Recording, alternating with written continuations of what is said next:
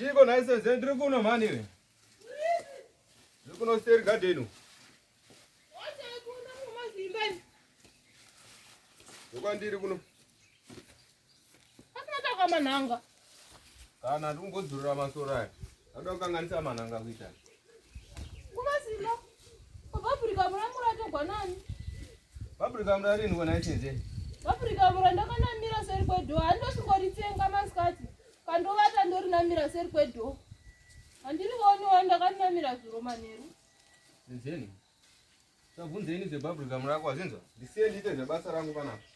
Bhabhurikamu randakatengegwa vhiki yapera namanchidorana. Handosingoritenga masikati ndokwera ndiritenga. Kandovata ndorinamira seri kwedo. Mbiche ndomukanziritora makuseni nditenga. Ndiriwose nzeni kufunga kwako noti bhabhurikamu revhiki rapera nanhasi richiri kuita richiri kujika here bhabhurikamu. Mishamai ngoma Simba ndimatora bhabhurikamu rangu.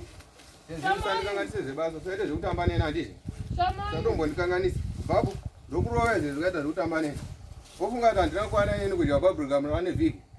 Sadaro senzeni. Akaratogona ni bhabhurikamu rangu. Mbobvunza vana koko.